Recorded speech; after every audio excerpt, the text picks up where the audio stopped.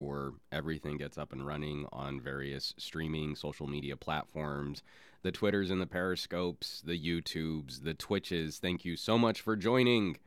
This is the Monday Morning Tech Chat Show. A little housekeeping up front. I, of course, am at SomeGadgetGuy, Juan Carlos Bagnell. Always happy to bring you some tech conversation to start your week off right. Of course, I'm West Coast, so if you're on the East Coast, you started your tech week off like 3 or 4 hours ago. So, but good on you for being ahead of the tech curve and being punchier and more aggressive than I am, because I'm a lazy West Coaster, brah. So we've got a bunch of stories coming up this week. Some things that I feel have kind of fallen through the cracks. James Vincent over on the Periscope saying good afternoon, Mr. Vincent. I'm going to move my chat window so I can see it a little bit easier here.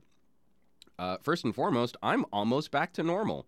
I'd say my voice is at about 80%, which is pretty good. The last couple of weeks, I've been dealing with a tiny little minor head cold on top of laryngitis from my 2-week master course in podcasting almost every day. I added it up. The peak day was 6 hours of talking in one day, which I think is a new personal record. So there might still be a little biology in this chat. Tech Leathercraft, Sean, good morning. What's up? And thank you for joining the broadcast. And like I said, we've got some really cool stories that I think we can chat out about. But yeah, so you might hear some throat clearing still. I'm still a little sinusy. The winds have picked up massive in California.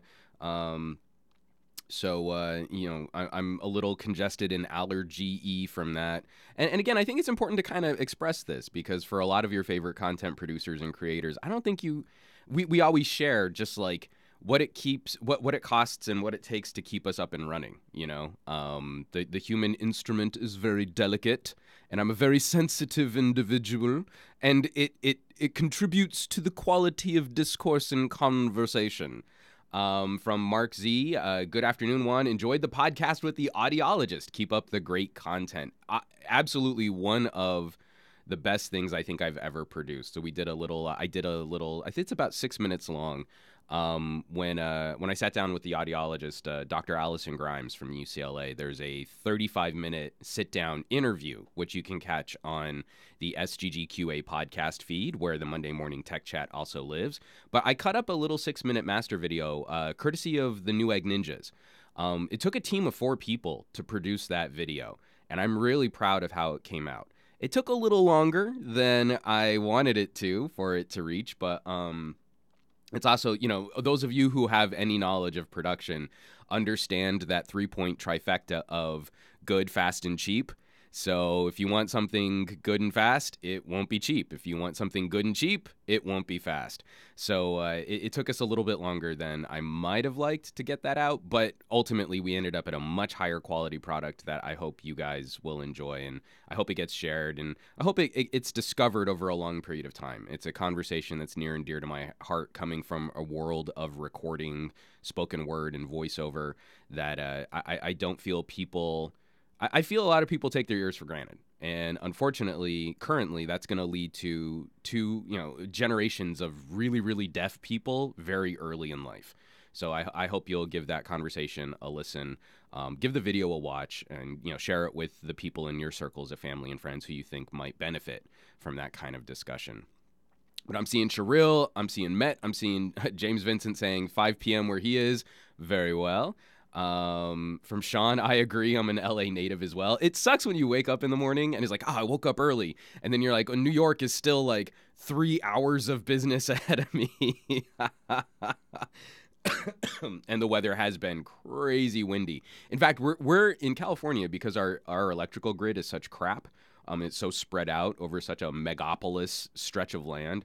We're starting to get a few of those advisories that the winds are picking up to the point where we might face brownouts and power outages in select areas.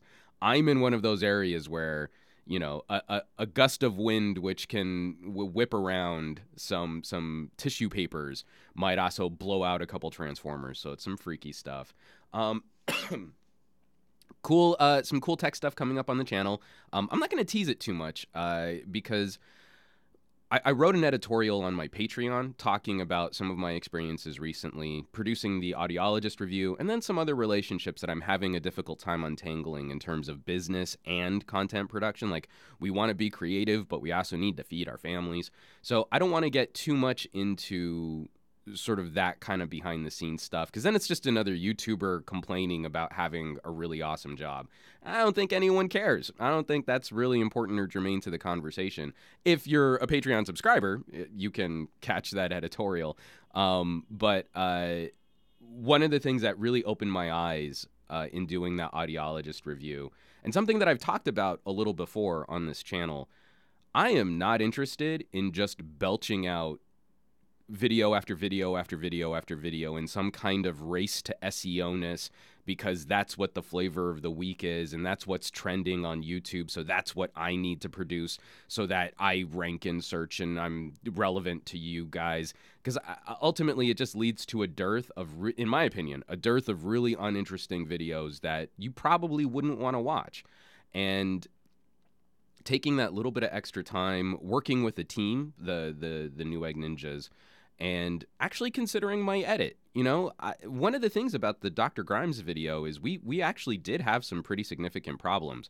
My camera completely borked, so I'm totally absent from the interview, and that left us with an editorial challenge. How do we produce a short-form video interview and not have the interviewee on camera? And it forced me to really sit down and consider the edit. I still needed to produce a piece of content off of that video. I wasn't just going to let it sit. The material is too good to just let it, you know, kind of fade or let it rot and just rely on the audio podcast. But that means that, you know, like, I had to really think about it. I had to come up with a creative solution to an interesting challenge. And I spent some time actually trying to manage the edits and manage the cuts and work back and forth between her wide camera and her close-up camera, and listening to the audio and where does it make sense to cut out of what she's saying, because I'm an active part of a conversation, but I'm not really there, so I shouldn't show up that often because you can't ever see me. Those types of things felt really good. It felt really good. I ended up with a video that I actually like going back to listen to again, to watch again. Whereas usually, even in my interview videos, I don't love always going back to rewatch my stuff. And I can see where I've made compromises, or I can see where I've slammed things together in a really inelegant way. Or if I'd had more time, I would have cleaned up that transition, or, you know, with another week of using a product, maybe I would have had a different opinion on it. And so from Andrew Wallace on the Periscopes, I'll call the Marvel Effects team to make a CG version of you to enter to the interview. Thank you, Andrew. If they'll do it gratis, then yes, I will insert myself. Something tells me I can't afford the Marvel Effects team to make a CG version of me. But it's got to be easier than getting rid of a mustache. So anyway, that's a really long rambling way, a really long housekeeping way to get to the final meat of what it is that I wanted to share with you guys, is that I want to spend more time on my stuff.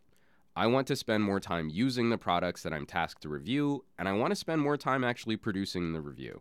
And that means very little on my channel will probably be up to the second topical, outside of, you know, news and conversation and podcasting and interviews, things like that. It's a little bit easier to kind of cut to the point. Hey, I see Demir Frank and John M. and Winnie on Periscope. Thanks so much for jumping in. And from Lacus 2009, I miss your smartphone camera reviews. So I've mentioned this before. The real camera reviews, the real audio reviews, and that the real branding was Pocket Now branding. I'm just going to go back to saying, you know, whatever phone camera review.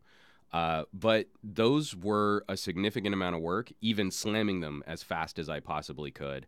And I think those will probably live on as Patreon exclusives. But that takes me back to my last point, where I don't think I'm going to try to review more than a phone a month at most. I'm really looking at the layout for the year, and I think I might only try to get through about 10 phones over 2018. Especially after the phones I've already reviewed. I'm just not feeling like I need to make, 20 different videos on comparison videos and showdown videos and fight for blood. Psh, psh, psh, psh, psh. I probably should bring back the fight for blood branding. Um, but I want to have a higher quality discussion. And at the same time, I want to show off more what we can do with these things. I don't know that we're really getting our money's worth from these products if all we do is just kind of a light benchmark. Here's the stock camera app, UI smooth. It totes doesn't lag. Oh, mine super lags. Mine never lags. And then we go on to the next phone. I don't really feel like that's a particular value, especially for you folks out there who are listening to this or watching this live stream. I feel like you're already savvier than that, where pretty cinematography and reading the specs off the side of the box and saying like, oh yeah, I used it for a week and oh man, it feels real good in the hand. It's not made out of razor blades or rusty rebar, so that's a good phone. That doesn't really move the needle on anything, and I just don't care. Again, long rambling way. Short story, incredibly long. I just don't care. Got a couple questions here. From Akshay, how is my health? My health is doing much better. I've been under a new phototherapy. My psoriasis is a little bit better under control, and my voice has been recovering. So that's been a help. From Andrew Wallace on Periscope, is it a call a first impressions a review kind of time crunch situation? And unfortunately, I kind of feel like manufacturers have whipped up their PR teams and have tapped their influencer relationships to get to a point where you pre-brief, you had the phone for a week before it launches, and you're putting out your review the day of the launch. That's not a review. That's barely a first impressions. The way that we really interact with these things, the way that we live our lives out of these things, you're not really delivering anything that insightful when you have a launch day review. There are some people that do an amazing job of providing that commentary, but look at every major review that comes out within 36 hours of a phone announcement or a phone launch. They're all going to say roughly the same thing because that's about as far as you can get into the experience of using that gadget. And one of the things that I've taken a particular interest in is how these things age over time. Beyond just the 6-month window of like the Pocket Now's After the Buzz, which I think is a great series, and I'm hoping that they'll be getting a few more of those out soon. Beyond just that, you actually need to use the phone that whole time. It kind of doesn't make sense for me to have a catalog of 50 phones a year and then try and revisit a phone 6 months after I did the original review and I haven't been using it all that time. So that unfortunately means I'm just going to get through fewer phones. But the phones that I want to get through are phones that are going to be a bit more interesting to me. And so the phone that I will be properly wrapping up, and I don't know when, but I will be wrapping up, is the View 10. Again, right in the middle of the pack. I don't see necessarily where most consumers have a burning need to spend $1,000 on a phone when a $500 option like this exists. And I'm hoping we'll see some more traction from companies like ZTE. You know, an Axon 9 could do really well right now. Again, another disrupting mid-ranger price point. From Sherrill, I do hope you mix low-end and high-end phones. Again, I'm having a hard time looking at my family and friends and justifying why they might need to spend $1,000 on a device. I understand why they might want to spend $1,000 on a device. Or also, I want to have a debate, another debate video coming up about perpetually leasing our gadgets. You know, this isn't like the automobile market. Does it make sense to always have a rental payment? Or is this something that we should outright own? And I don't know that I personally have a good answer for that. And I'd really like to see what two people debating, what conclusion they would come to on a debate like that. And then, sorry, I didn't mean to sniffle right in front of the mic. From Mary P, how are you feeling? Did you get your chili verde cure going? Lots of green chili going on. So one of my main comfort foods when I'm not feeling well is chicken noodle soup with a healthy dose of really hot New Mexican Hatch green chili in it. So there's been a lot of that consumed over the last couple days. From Sherrill Juan after the Digital Dark review. And from Joel J, after the buzz distinguishes Pocket now from the rest of the publications, a lot of reviewers will do this sort of half-hearted attempt to revisit phones, and you'll see a lot of like, oh, LG G6, a year later is I think this phone is still pretty good, kinds of kind of situations. The thing that I liked about Pocket now was after the buzz was branded and it was a regular feature. Every phone that got a major review, you could pretty much count on it getting an after the buzz because of some of the transitions happening over at that channel, and because of the YouTube adpocalypse. They haven't been able to be as consistent there, and it wasn't a part of the channel that I was ever very good at fulfilling, and often because like they would try and ship me a phone that I hadn't used to then do an after the buzz, so I'd maybe get a week to play with it, and then we're right back into the same problem that I detailed before. I can't do a long-term review on a phone that I've only used for a week. It's not. You can tell that doesn't fit the conversation. From Joel J, right to repair tangent on phone leasing. Yeah, see, it's those types of topics that I think are really interesting politically. If you lease your phone, what rights or what privileges or what benefits should you expect if you also want to do something like rooting it, if you want to do something like physically replacing a battery, swapping out a battery cell, stuff like that. It's pretty tough. From Omni Art, Some Gadget is my fave tech YT. Thanks, man, especially coming from the periscopes. I appreciate that. Let me see. I've got a couple other here. Oh, and then from Gabiletta on YouTube, one of the reasons why I like watching Flossie Carter's real reviews. Flossie is a huge voice in this industry. But this is also part of the reason why I've been frustrated as a producer of late. Look at Flossie's view counts. He's not ranking in SEO like he used to, but he's still churning out a very high quality commentary. He still has that old school disembodied hands molesting a gadget look for his videos, but Flossie knows what he's talking about, and that's why we enjoy his videos. But they're not getting pushed. Marquez gets a lot of push from YouTube. He gets a lot of benefit that I don't think people always fully understand, the back end, the SEO, the shenanigans that go into promoting content that Flossie doesn't get. And so you'll see some Flossie Carter reviews after first week that are barely cracking six digits in views. And you're like, Flossie deserves better than that. He's getting done raw. You know what? I'm seeing a lot of stuff coming in from the live chat, and especially between Periscope and YouTube. Let me just jump into some stories. I want to kick this off with just something really light to start with, because I think this is kind of fun. Coming in from some movie news, Steven Spielberg becomes the first director to have a total gross of over $10 billion, and Peter Jackson is number 2. With a $4 billion deficit under Steven Spielberg. So I wanted to throw that out there. Whether or not you loved or you hated or you were ambivalent to... Sorry, I just saw Rohit's comment there about me and Michael Fisher. Well, I'm hoping that maybe in the next week you'll see a Mr. Mobile, Some Gadget Guy collaboration. So be on the lookout for that. I love working with Michael. He's a great dude. Steven Spielberg, $10 billion director. Whether you hated Ready Player One, whether you loved it, whether you were ambivalent to it, that's an incredible achievement.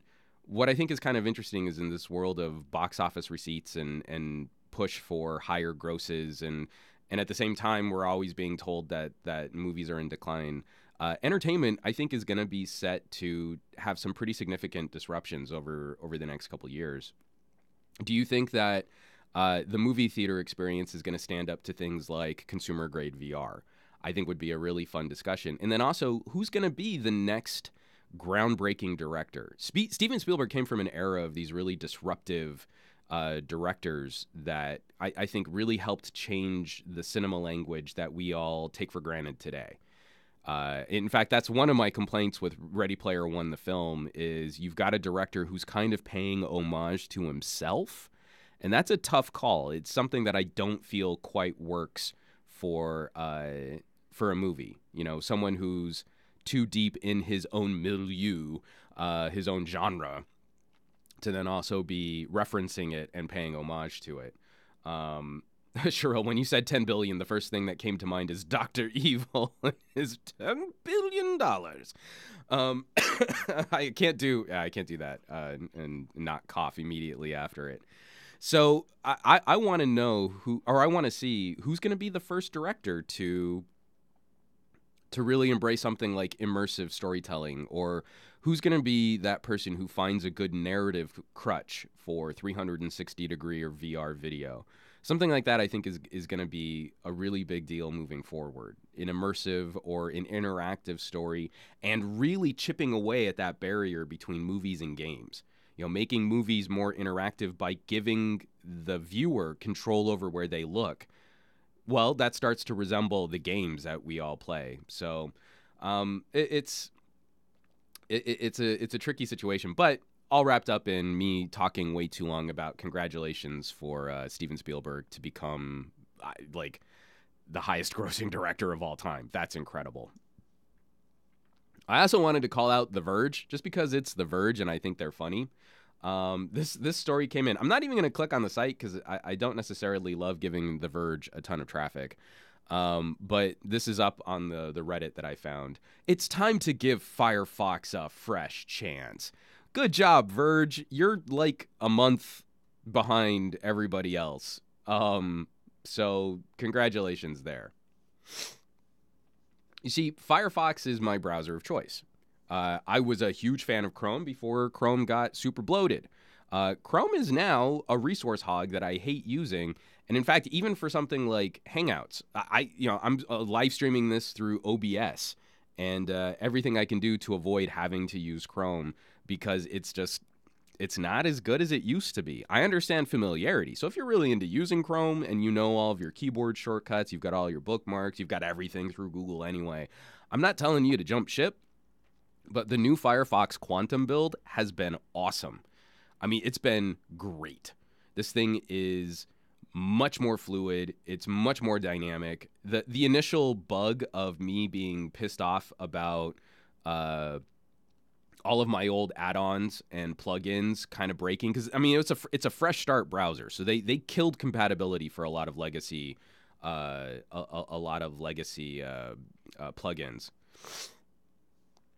Why are we even talking about The Verge on a tech show? From Rohit. Now, Rohit, The Verge does a lovely job of covering technology topics in an entertaining and consumer-friendly way, with no bias whatsoever. I tease. I love. But yeah, so it's these types of articles that this is the reason why we always take The Verge as being somewhat silly in this space, because they've now deigned it worth your time. And now that The Verge has said it's worth your time, you may now consider it. And The Verge acolytes will support them. Whereas if they had said last month that Firefox was awful, everyone on The Verge would have agreed. The consensus would have been that The Verge is correct. And so that's always what makes me kind of funny, is when you've built a fan base and a reputation, or I should say a readership, not a fan base, a readership which sort of collects that kind of sentiment. It's always funny to me when they write like they believe their own marketing about their position in the tech influencer world. So, yeah, it's kind of funny. I've been seeing some people in the chat. Renato and who else? Let's see. I saw a couple others. I'm sorry. I already missed, but I did see Renato mentioning it too.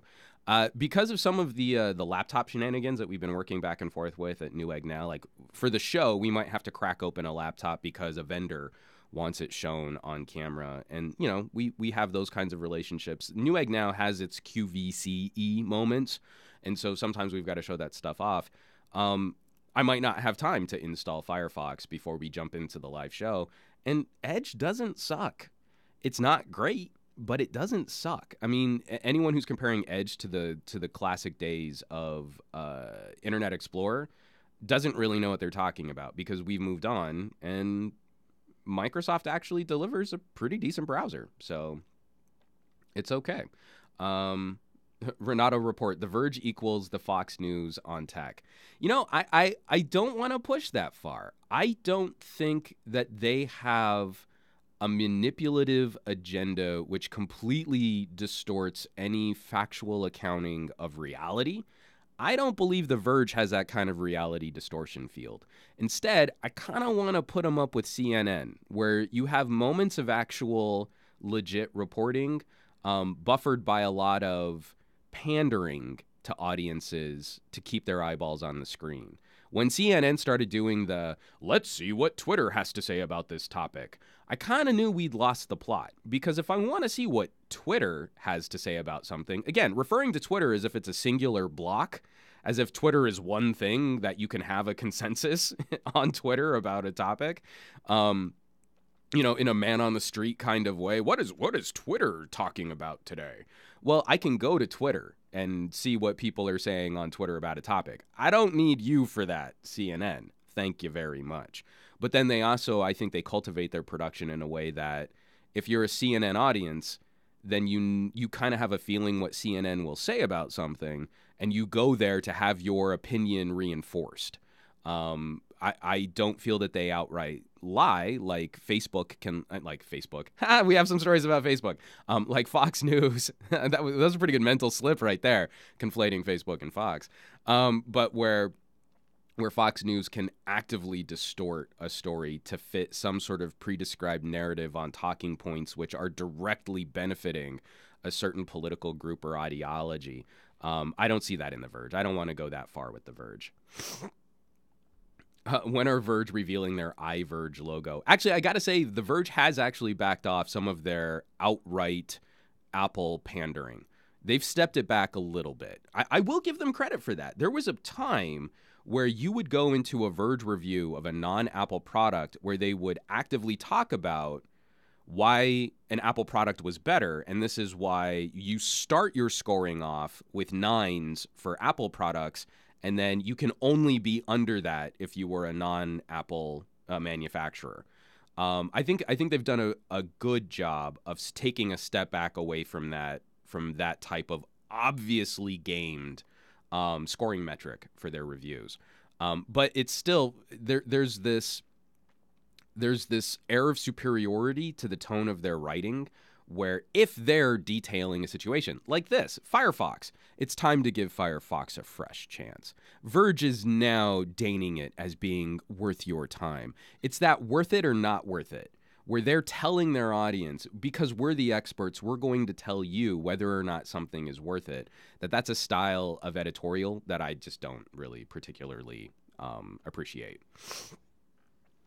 From Mark Z, I've bagged on CNET for being an Apple kiss-ass outlet. So CNET also went through their issues with CBS. So I remember, what was it, 3 years ago, maybe 4 years ago, when they were kicked off CES for being the outlet that would award CES Innovation Awards, because CBS had an ongoing dispute with TiVo, I want to say it was, or was it Dish? I think or the Hopper. Whoever did the Hopper, I think it was Dish Network. And so, CES said, well, that's not acceptable. This would have been the winner, but you gamed it because you have legal issues. CBS has legal issues with Dish.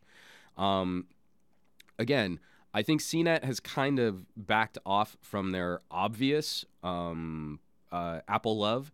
I think it was at its peak around, when was that? Lumia 1020 era was when I saw it the worst. When Molly Wood reviewed the 1020, and she literally had like a review that sounded like an infomercial, like, how do I even use my hands? Where she was saying that the 1020 camera was obviously inferior to the current iPhone of its time, and she couldn't get any good photos out of it, and iPhones just work, so that's why they're better. And that's when I gave up on CNET. And I kind of gave up on Molly Wood too.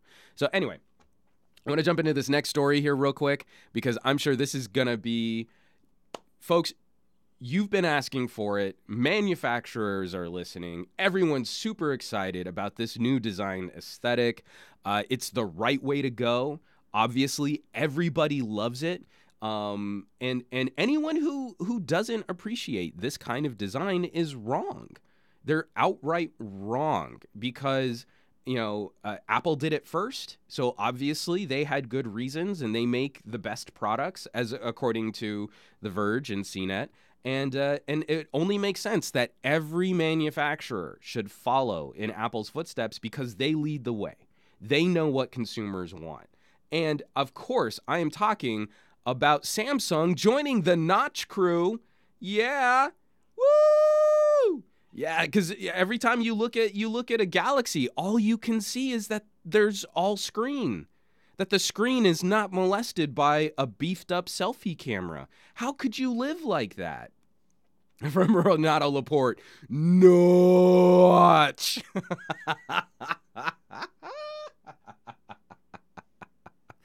Yep. You know what, guys? You were missing out. Those of you in Samsung Galaxy Land, you just didn't even know. How could you live with those microscopic forehead and chin bezels? Ugh, bezels. Ugh, I just want to vomit in my mouth. Tiny little strips of inactive material that protect your screen from drops, give you a place to hold the phone and serve actual purposes in not infiltrating the main aspect of using your phone, like the screen. Oh my God. I just can't handle it because bezels are totes to worst of all time. So yeah, this is just a design patent, and obviously I'm being a little silly with all of this, but I'm sure Samsung is examining the situation in how they can build better all-screen devices. And especially with their AMOLED tech, it would make sense that they'd be examining how you could completely get rid of the remnants of front and of any kind of front disruption to the screen. I just think the Notch is the worst way to go. I can't handle it. This is not a good design element, and it's another lobster potting. It's one of the things that's making me really cranky in the world of trying to review smartphones, and why I don't want to play anymore. A lot of the things that I enjoy about consumer electronics have kind of been walked away. Things like removable batteries. Removable batteries serve a clear and direct benefit to consumers. Your ability as a grown-up who can manage their own technology after a year of owning that phone to be able to pop in a fresh new battery and get brand new battery life again was a huge benefit to me, and something that I would constantly prattle on about while I would watch people sort of their eyes glaze over. But it's not sexy. Glass for some reason became sexy, and I don't want glass. I miss the experiments of other materials being used on the backs of our phones. And now, in a way that Steve Jobs was totally right, the phone should get out of the way of the services you use on it. Our solution for trimming bezels, our solution for trimming bezels is to cut into the display. The very philosophy of that is wrong. That is bad design. Now, Android will probably do a better job of minimizing the impact than iOS did. And I bet Samsung will prevent a cutout video situation where I believe it'll be a lot more like the P20, where you've basically just made a digital bezel at the top of the phone. But you've also now hampered lifestyle durability. There is no impact zone. There is no area on this device that can take a hit which won't directly crack back glass or potentially disrupt the screen. There's no buffer zone. That's it. Your lifestyle supercomputer, what lives in pocket or purse, has no barrier now, and it's on you. So you've spent $1,000. It's a Galaxy, so it would probably be like $700, $750, something like that. You've spent $700 plus on a high-end piece of consumer electronics that has to live with you 24/7, 365, is going to be casually chucked into the passenger seat of your car from time to time, is going to make it into a pocket with keys from time to time. And there is nothing to protect that gadget until you spend more money on a case, which is going to hide all of this nice design, and is probably going to be less durable than the cases where we had a little bit of bezel edge to hold onto the phone better. Like the tiny little bit of bezel on my V30, still gives me the ability to put on a really wicked rugged case. But I had to do this because my V30 is not nearly as ruggedly built as my V10. And my V10, I had a case for my V10. It was unnecessary. This grippy material on the back was easy to hold on to. Stainless steel rails took several drops. One of my first editorials for Pocket Now was detailing the first bad drop I had with my V10, where it flew out of my hand, even with that grippy backplate material, and landed that rail on a concrete divider in a parking lot and bounced. And the phone was totally fine. There wasn't even a chip or a nick in the rail because steel is baller. Why? Why do we not examine the build qualities of devices like this? And why I still hold on to phones like my Galaxy Actives? Because I want more padding. I want more lifestyle proofness. And you can't fully replicate the lifestyle durability enhancements of an active phone with just a better bumper case. This actually has space and padding and plastic to absorb shock on the phone itself, and you can only go so far by trying to replicate that by adding it to a phone. Case in point, I have smashed yet another screen protector on my LG V30. This is the third one I've gone through. I haven't found one that really does a good job of staying on the screen and protecting the display and not being wickedly easy to shatter. So it's a pain. It's a pain in the butt. From Moises M, essential phone quality in the next Pixel 3. I would love to see that. Again, I think Essential totally missed out on the conversation with the consumers they should have been talking to. You went to tech enthusiasts who cared more about the phone's processor and software, and you should have gone after high-end luxury consumers. Like, you should have gone after like watches and jewelry crowds, because you have an interesting conversation to say, like, well, your watch is made out of titanium and sapphire, so your phone should be made out of titanium and ceramics. You know, and they missed the boat, because I think you could have made a really good emotional argument for a quality premium luxury gadget with the backing of Andy Rubin. And we'll have to see if they can pull off an Essential 2. Let me see. Coming up next, I'm going to take a quick sip of coffee. Aha.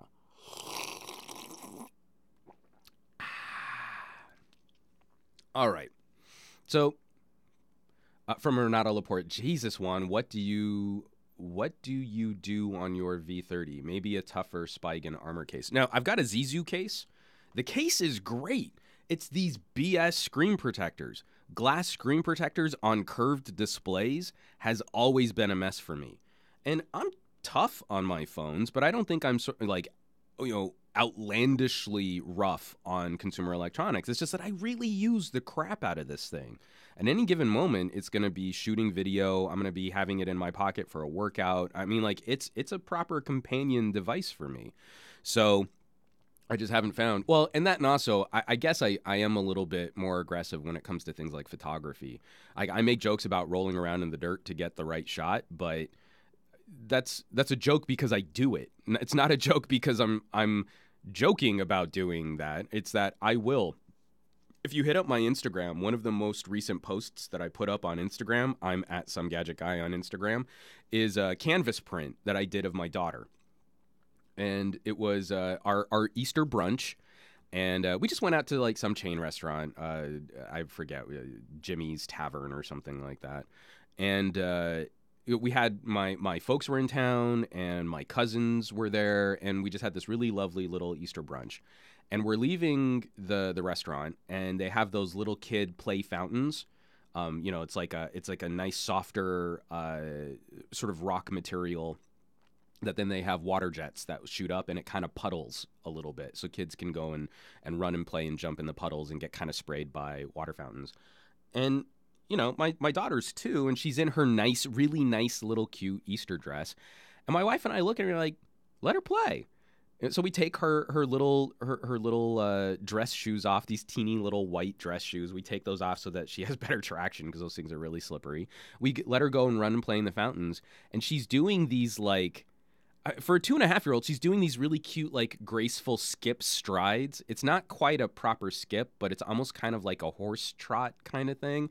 But she's in this flowing dress with these water fountains going off, and like without even thinking, I whip out my V30, I take a knee, my slacks are getting soaked, and I'm just bursting photos to try and get one of these moments. And I capture one of her like arms out, big grin, smile, feet splashing in the water. And you're like, that's exactly what I need to be able to do in any given moment. I'm not this person who sits like with their chin on their chest, taking a photo in portrait mode because I need to be able to see their head and their feet. As I'm looking down on them, and like, this is the composition. I don't want to bend at the waist or kneel or get any different kind of perspective. I'm just going to let my gut hang out over my belt, and I'm going to choke myself on my neck and my chin so that I can take a photo. It's a good photo because I've got a good camera. My camera is real good. So this is how I take photos. No, I mean, like, I dived into the fountain with her. And I got, like, I managed to capture one of the most amazing memories of the year. You know, like, that canvas print came out so good.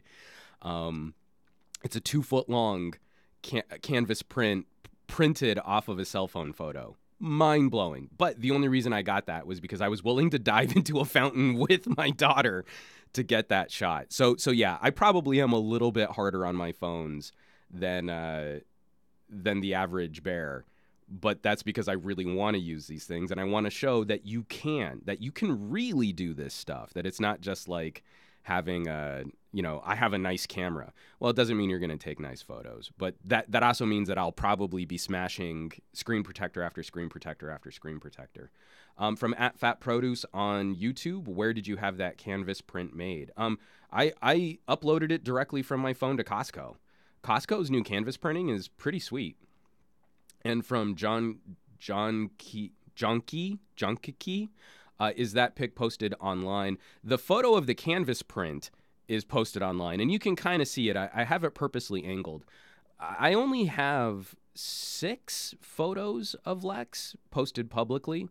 Very, very, very few. And my wife and I have been making a really concerted effort to not post her publicly. We had this really great heart-to-heart. I love my wife's take on technology. We grew up without having every embarrassing moment of our lives shared on social media for imaginary internet points and thumbs ups and likes. And we want to afford the same consideration for our daughter. When she's a little bit older, she can make her own choices as to how she wants to engage and where she wants to go. And we have a couple things, like we have an email address locked down in her name. So if she wants to use it, she can, or she can come up with something on her own.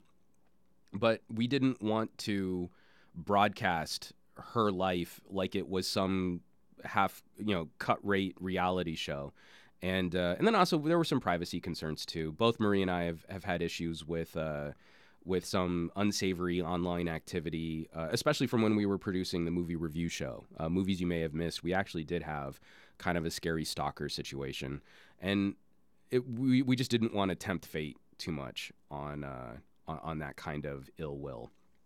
But getting back into some tech, and not necessarily all of my own personal baggage, this one was actually kind of a happy story. So, in this world of crypto mining, RAM prices are through the roof, GPU prices are through the roof, and recently I talked about an issue, a Samsung manufacturing plant, manufacturing NAND, got shut down for a day, and that had like a global impact on that day's manufacturing for NAND. This story was actually a really happy find, because I'm looking at replacing my solid state drive with a good M.2, and it looks like NAND prices will continue to decline due to oversupply. So, due to an oversupply in the NAND flash memory market, prices of the chips will continue to decrease, according to market research company DRAM Exchange. NAND flash market has witnessed a slight oversupply in the first quarter of 2018. The growth momentum remains weak in the second quarter of 2018, although the demand increases. So we are still seeing an increase in demand, but the manufacturing and the supply is outpacing the increase in demand. So I am still on hold for rebuilding my PC. I really need to rebuild my PC. I actually have 2 branding deals coming up where we're going to be cutting some really high quality video, and it's going to take me a long time to edit and render those videos. So I might have to pull the trigger on a rebuild at peak above MSRP market prices, and that's going to gut me. But it'll be in the interest of having the work to properly support that. Having money coming in that justifies or warrants why I have to do the rebuild when I have to do it. And it'll also subsidize a lot of other production. So it would ultimately still be a good thing for me to do. But, like everyone else, money's kind of tight, and we're trying to pay off some bills, and we're trying to make sure we've got a roof over our heads and food on our plates. And, the benefit here being when I go to replace my aged 256 gigabyte Samsung SSD with, probably a half terabyte M.2 drive, that I won't have to pay way above MSRP to get that done. From Cheryl, you may want to ask for help from your Newegg peeps on this, at least for some parts. Okay. So my gig at Newegg, every Thursday, Newegg Now, we talk about all kinds of cool stuff, and we deliver some really fun deals if you're trying to get some shopping done. Newegg is super sensitive because of their history in the reseller market and some of the issues that they had with previous talent, because they have a YouTube channel that they are on pretty tight lockdown for how they acquire review materials and parts and pieces, and how those pieces may or may not leave the Newegg facility. So I'm going to be getting a lot of help from Newegg in customizing the build and putting all the pieces together. I am going to be working with the ninjas on this is what I want to achieve, and help me come up with the best possible parts list at this budget to get all that done. So that's going to be awesome. But I probably won't be able to count on them for getting me those parts. I'm still going to have to buy them just like anyone else. From Mohammed, yeah, get them parts. Yeah, so we'll see. From Tech Leathercraft, 500 GB question mark. I want to go to a half terabyte M.2 drive. Again, when you start stacking these chips, you tend to get slightly faster performance than if you go with a smaller SSD. So the more channels that you have, because you think about it, it's just it's probably are they 64 gigabyte chips now, or are they 128s? I don't know. I'm actually going to have to look that up. I used to memorize this stuff. But you basically have a series of small blocks. And the more blocks you have, the more you can route information quickly between those blocks. So going up to a half a terabyte, going up to 500 gig is an increase in performance over my 256. I probably won't be able to afford an enterprise level terabyte drive, but I'd love to. And the nice thing about going to 500 gig on a solid state drive is that I don't have to play those games with installing game resources on other spinning disk drives.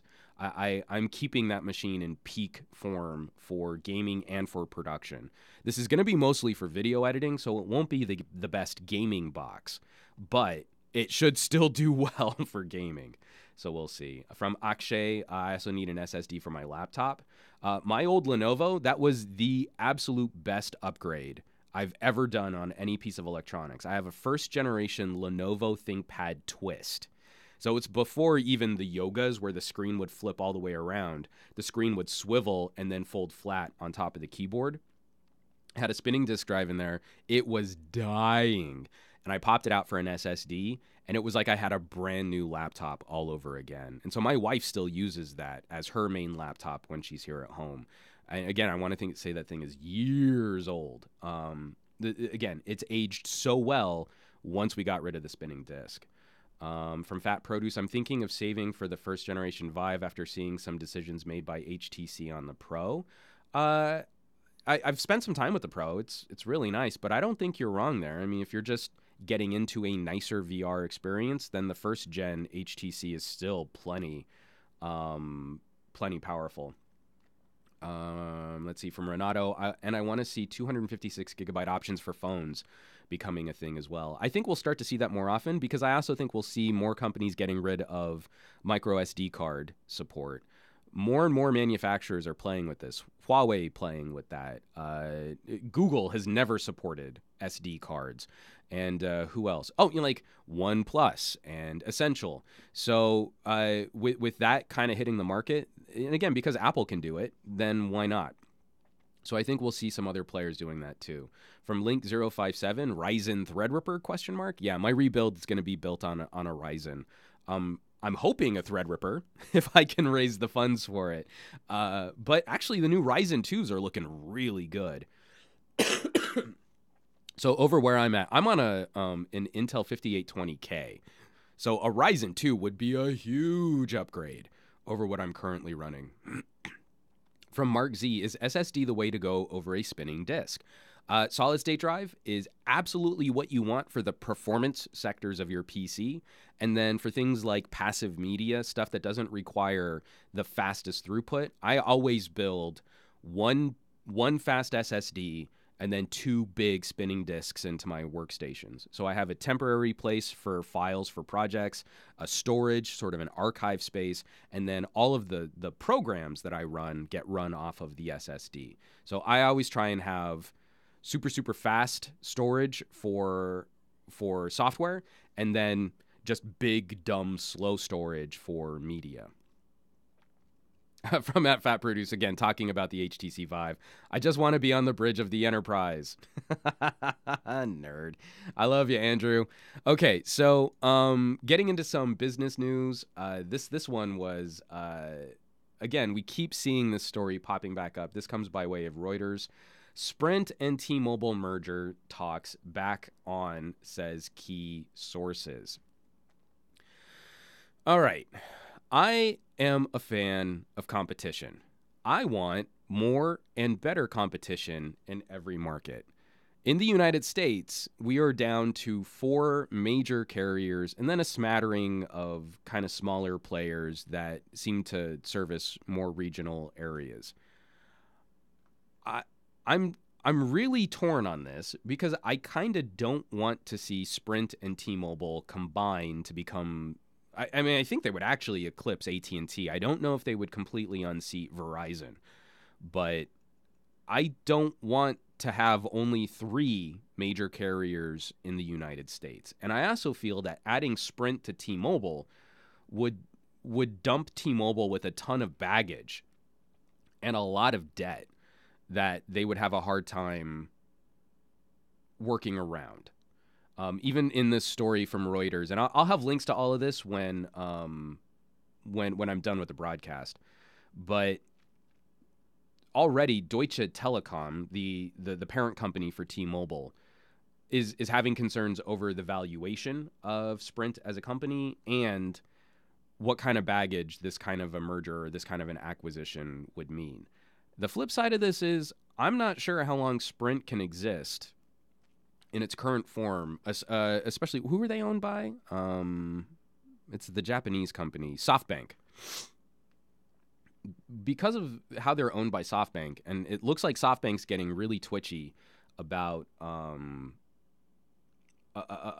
much baggage they're carrying with Sprint, and they didn't really get what they wanted. You kind of got the impression SoftBank wanted to buy out T-Mobile. It doesn't seem like Sprint can operate on its own and remain competitive. It doesn't look like, even though they've had an uptick in subscribers, and that's good, that the main uptick that they've had has been through radical price undercutting of the competition, which means those new subscribers aren't necessarily making them any more money. And in fact, what we're seeing is a Sprint that is adding to its debt year over year, which means that they don't have the capital and they don't have the infrastructure, the financial backing to properly improve their infrastructure. So even though we've seen some substantial improvements from Sprint over the last couple of years, those improvements have often come at them finally shedding older technologies, like how long it took them to sort out the Nextel merger and the iDen tech that they had, where at one point any given Sprint tower would have had 6 or 5 5 different wireless technologies attached to it, from WiMAX to LTE to iDen to 3G, CDMAs. We want to see more competition in this space, but it doesn't look like Sprint is able to deliver it. So, and please let me know what you guys think about this. If you would want to see Sprint and T-Mobile merge. I think if you're a T-Mobile subscriber, you probably don't. But my big hope would be to find a different home for Sprint that properly understands the state that Sprint is in and can find some creative solutions for turning Sprint into maybe a different kind of company. I keep looking at like Google. I don't necessarily want Google to own a major carrier. Already, even, I'm going to be talking about Facebook later on in this broadcast, and that's already creepy enough what Google does for trafficking and user information. But if they could just acquire the Sprint infrastructure and start that to be sort of a next phase rollout for Google Fiber, and really, banking on the type of relationships that Sprint would have with local communities, municipalities, cities for infrastructure, that could be an interesting partnership. But again, that also means that you'd have to have a company big enough to weather a ton of debt and handle infrastructure changes in the telecommunication space with enough political clout to actually get that stuff done. And there aren't many players that can handle that. And I don't know that I necessarily trust any of those players, but you could come up with some really interesting things. Like, what if Project Fi were built on the back of a Google-acquired Sprint network? And then you also some of the recent changes coming to things like Google Voice, where they're finally going to be adding Wi-Fi calling to Google Voice. That could be really interesting when it's backed up by a proper carrier implementation of wireless services and access. So, it could be good, it could be bad.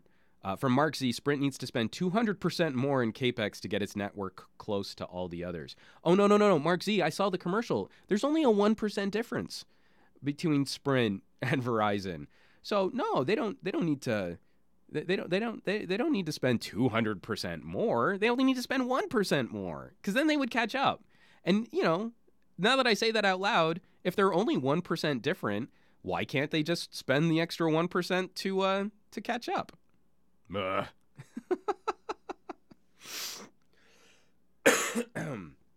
Excuse me. From Gabaletta, what Sprint needs to do is focus on building their infrastructure rather than smoke and mirror tactics. Unfortunately, I think they're having to focus on pricing, low-cutting tactics, because they don't really have the financials to properly improve their infrastructure. And remember, T-Mobile only got there because they banked all that cash from AT&T. Like, AT&T literally paid them not to finish the merger and to improve their network on AT&T's dime. If they hadn't had that influx of cash, I don't think Deutsche Telekom would have been super interested in improving T-Mobile's infrastructure in the United States. From Fat Produce, would it be expensive to convert the CDMA Sprint network to GSM? Actually, I don't think so. I think we'd be looking at the normal evolutionary process in the short term, yes. Actually, yes. But over the long term, we're all looking at how do we push more LTE first services, and we'd be looking at the future infrastructure in the ridiculous number of towers that we'd have to put up for 5G. So 3G would become just sort of a withered limb, a fallback technology as we're making that migration, as we're making that process. Just as we've devalued 2G, we'd be looking at doing the same thing with 3G. In the short term, that would mean both Sprint and T-Mobile carrying multi-band versions of phones. So the unlocked variants of phones that can go to any carrier, well, manufacturers do a pretty good job of supporting that now. You can take a Pixel and take it to any carrier. So they would want to focus on those types of deals. That could actually be a short-term boon, because if you follow the T-Mobile standard where devices are just properly unlocked and you can take them anywhere, then you would have the safety of knowing you would have Project Fi, essentially, right from the get-go on those types of phones. You buy your phone from T-Mobile, it supports both CDMA and GSM. It can roam on both CDMA and GSM, and you get the best possible network coverage anywhere in the United States. So that could be a benefit. But moving forward, I don't think it would be let's switch all of Sprint over to GSM. It would just be let the CDMA network run its course, and then as we upgrade towers for gigabit LTE and we add more towers for 5G, we'll just devalue CDMA along the way. From Renato Laporte, switching all the network infrastructure to support GSM, it makes no sense, IMO. Just kill GSM, CDMA, WCDMA, WA, HSPA, and everything else. So, I mean, that's kind of, I think, the next phase. I think GSM would probably be the best fallback. I think we still kind of need a 3G technology in the mix, but not for very much longer. I mean, we're talking over the next couple of years. Not for very much longer, but it makes sense in the near term to still have a fallback tech. And if your phone can fall back on GSM or CDMA, then you can just devalue CDMA along the way. And then maybe for a lot of those Sprint customers, if their phones are already World Phone capable, then you could push out some software updates that would then make them toggle more efficiently. And you could then have them eventually wean off of CDMA that way. You would only be supporting legacy subscribers with really old phones that were CDMA only. From that point, they would have to buy new phones anyway, but you'd piss off far fewer people, and those people are largely irrelevant to Sprint or T-Mobile's bottom line. So from Mark Z, isn't 3G still used for emergency and first responders? I don't know. I don't know if that's actually moved on or if the 3G tech is dependent on certain carrier frequencies that we've been trading around in different spectrum auctions. If that's technically called the 3G tech, or if it's its own more proprietary networking protocol. So someone smarter than me will have to answer Mark Z's question from YouTube. And then from Sherrill, I think some Internet of Things implementations out there are still riding on GSM and 3G bands. That's true, but we're also seeing a lot of products try to push to LTE just for better efficiency. 3G is great, but if you have to send even just a few more packets of information, LTE actually makes more sense. It's a little bit more power intensive, but you send those bursts over a shorter period of time, so you end up utilizing less battery draw off of that with these little kind of burst sends of information. And from Renato Laporte, 5G will bring new headaches if we don't control it, since it's not a single technology, but a group of technologies that make up 5G. Just like LTE, I think 5G is going to be even rougher because it's going to be built on a super dense distribution of towers. Like what we had to do with LTE, we're going to have to build even more towers to properly implement the current design idea behind 5G. I just think it's going to be a mess.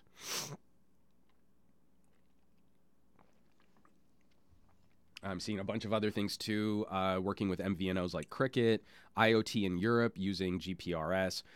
A lot of things we've got to unravel. Got a really quick story here just because it's kind of sad for me. This is a company I like, but I just don't really use any of their products anymore. And this was actually kind of a helpful service when I had my trip to Shenzhen to cover an Oppo launch. The Opera VPN is going to close April 30th, 2018. Olaf is retiring. The friendly Viking, what helps you get around firewalls in countries that are not friendly to free and open broadcast. Opera VPN was a great little service. It totally saved my butt in China. I was paying for Viper, and for whatever reason, one phone could use Viper really well, and the other phone just couldn't. It just wasn't getting hooked up or synced up with servers to get me around China's firewall. And I was with Nicole Scooter, Gadget Match, and and she was like, "Oh, I use Opera and it's free." And obviously, we're not like file sharing or anything like that because you don't want to abuse a free service. But I fire it up, I get it installed. I download it from the one phone that is working on Viper, which I didn't want to use that phone as my main driver, and I port it over to my other phone, the phone I really wanted to use. I flipped the APK over, fired up, and I'm connected automatically, and it was great. So I'm kind of sad to see it go. They are trying to do right by people that had subscriptions. So there's the Surf Easy Ultra VPN, but it looks like they're kind of getting out of VPN services in total. Let me read from the end of their press release. All of us here at Opera VPN, including Olaf, are sincerely grateful for all your support over the last couple of years, and we're sorry for any inconvenience this may cause. We know you'll be happy at Surf Easy. Surf Easy will work hard to look after your online privacy. So just kind of an unfortunate turn of events. Again, I like competition. Olaf was awesome. And this is exactly what I was going to say. Renato beat me to the point. Opera is not Opera anymore. It's owned by a Chinese consortium. I don't use their products anymore since the owners are kind of unknown. And from Fat Produce, what VPN services do you prefer? And actually, I'm kind of now stuck without a good travel VPN. VPN is usually what I use for travel. Even traveling through European countries, I would try and mask some of my usage just because I wanted a basic level of security. But that's just it. I just wanted a basic level of anonymity and browsing security. So I would use a VPN. I was paying for Viper. I stopped paying for Viper. I was using Opera. Opera's gone now. So I'm not entirely sure what I'm going to do next. From Junkie in the chat, I like NordVPN, so I'll check that out. And if you guys have any recommendations or you have any picks that you like to use, drop me a comment or hit me in the chat.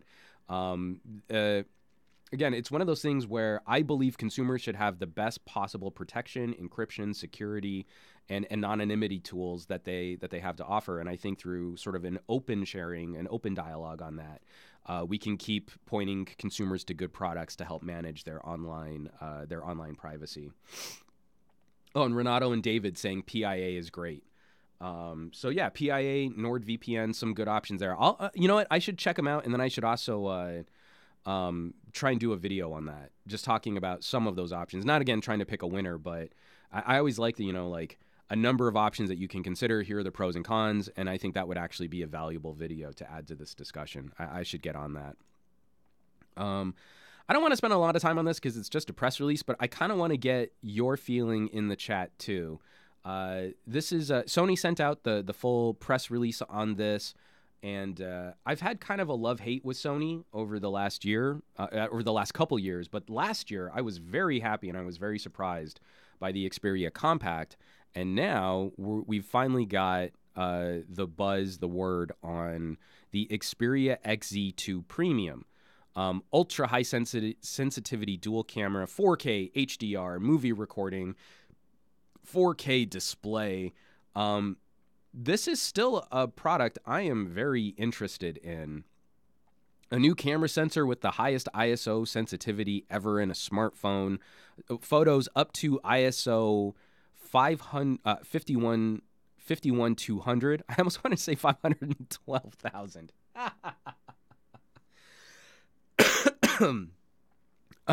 Yeah. So, Motion Eye dual camera. Where is it? 960 frame per second slow motion, but one of the best front-facing cameras, again, cutting-edge tech, and I'm still very positive. Oh, and the Qualcomm 845 chipset, obviously. I'm still very positive on the notion of a phone with a 4K display. It actually has been kind of a troubling state of affairs seeing a lot of premium devices come out with 1080p plus displays. Just slightly longer 1080p gear. So, I've been using my Huawei Mate 10. It's a great phone. I really like it. But I do kind of want to see resolution step up at that point. Throughout the day, 1080p is fine. But it's one of those things, like when you step up, we stepped up to a 4K TV, and we're now at that point where we're starting to see that fuzziness, that difference between when we're watching native 4K content and when we're watching 1080p content. It's always 1080p looks great, but when your eye starts getting used to 4K, when you step back, it's noticeable when you step back. We didn't necessarily notice this tremendous improvement when we were watching 4K. But again, when you start to appreciate the differences, or when you start to appreciate those subtleties, and it's super subtle. It's not like this grand, like, oh my God, it's so much more amazing. It's, again, like text and fine details and the way that colors and gradations happen and things like that. 4K content looks better. So on a phone screen, when you're holding it, at sort of that retina distance, that retina resolution distance, about a foot away from your face, 1080p is a perfectly fine competitor for normal vision. But there is a segment of the population which has better than normal vision, better than 20/20 vision. And if you ever have those opportunities where you have to hold your phone a little bit closer to your face, at 20/20 vision, not even at better than average vision, but at 20/20 vision, the human eye can resolve details finer than 1080p at that distance, moving into like 7 or 8 inch territory or even 6 inch territory. The maximum close focusing distance of the human eye with 20/20 vision can resolve a pixel pitch, which would be around a 4K display on a 6-inch screen. So we've got a really big, the premiums are always really big phones. Stepping up to 4K for content makes a lot of sense. Drop down to 1080p for the UI, for the navigation. You don't need to have 4K elements for all of Android. But when you fire up a photo and you have that richer, denser pixel pitch, why not have a screen that can max the human eye's ability to resolve? And I still feel that that's an appropriate argument for a premium device. I felt it was an appropriate argument for a premium device in 2015. Let alone now in 2018 and not seeing very many. If we could get that with VR capabilities, that would be pretty epic. That would be really awesome, especially putting that screen under magnification and having lenses drawing that in, because phone screens look kind of gross when you throw magnification on top of them. Samsung's Pentile displays don't look great when you use them for VR. So Quad HD was this really great sweet spot, but 1080p is a perfect 4-to-1 with 4K, Ultra HD. It only took me 4 tries to get the sentence out, and I still didn't do it. Ultra HD is a perfect 4-to-1 with 1080p. So when you fall back to 1080p elements, an Ultra HD screen makes a lot of sense. Quad HD falls back perfectly to 720p. So that's not necessarily a great solution when you're talking about a Samsung Plus-sized screen. I would rather have the fallback be 1080p. And there is a 1080p mode, but that's not a perfect 4-to-1. You're sort of extrapolating or interpolating or whatever it is, sort of futzing with that. That used to be a big deal in monitors, when we started having those like 16:9 and literally 1600:900 style resolution displays. You'd be like, oh, well, I want to fall back. And you're like, oh, look at this terrible screen tearing, or the graphics look worse because it's not being properly, pixelated correctly, and you can tell by the pixels. So, I think that there's an argument for making, I still think there's an argument for making a high-end premium phone with a 4K display. Now, that being said, do we believe that Sony has the mix to actually get back into this market? The XZs have been steadily improving. I still feel that Sony has an issue with branding, their image, the history of their brand name, and how that relates to the price of their products. But I gotta say, falling back on an XZ compact, an XZ2 compact, I should say. No, XZ1 compact. Whew. Too many X's and Z's and compacts. Falling back on an XZ1C was a lot of fun. I really liked that phone. And I liked that it was chunky, and I liked that it was blocky and rectangular, and I didn't care that it had bezels because it had some pretty decent stereo speakers for such a small phone. Super concerned about the camera lens cover durability being plastic, and that was kind of cheap. But overall, using that phone as a phone, not necessarily as a camera, but using it as a phone was a pretty fantastic experience. It was screaming fast, had up-to-date Android software at the end of 2017, a lower resolution display, battery life was on point. Battery life stomped all over the smaller Pixel 2, because it was the same size battery but a smaller display. So that kind of stuff was pretty great. I never got to spend any time with last year's premium, but it looks like they're finally starting to address different form factors and different build materials. They're rounding the corners on the Xperia design. But if we're going to be talking about phones that charge you $1,000 for the privilege of owning them, isn't the benefit of a 4K HDR display something that you can point to as a reason why this is an ultra luxury device, as opposed to an all-rounder phone, what just costs more than other all-rounder phones? So what do you guys think? I've already got a ton. I mean, just mentioning Sony brought up a bunch of things. I'm going to drink a little bit of water here. Again, let me pull the let me see if I can enlarge one of the press photos and just see. Or can I? No, I don't want to download the picture. Sony, come on. All right, so this is a bigger view of the XZ2 Premium, which I want to say the XZ Premium 2, but it's the XZ2 Premium. And I don't know. I mean, we're seeing those ideas that this is still going to have stereo speakers, a dedicated camera button, dual cameras on the back, fingerprint sensor on the back, which I like. I know a lot of people are going to be pissy about that. But all in all, like, this looks like a modern smartphone with still some Sony accents, some Xperia accents. Excuse me. And a few of those features that, Sony actually did a pretty good job of blazing a trail on. Ultra high speed slow motion modes, for example.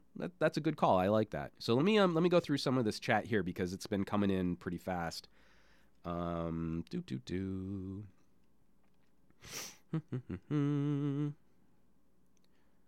you guys had a lot to say about this.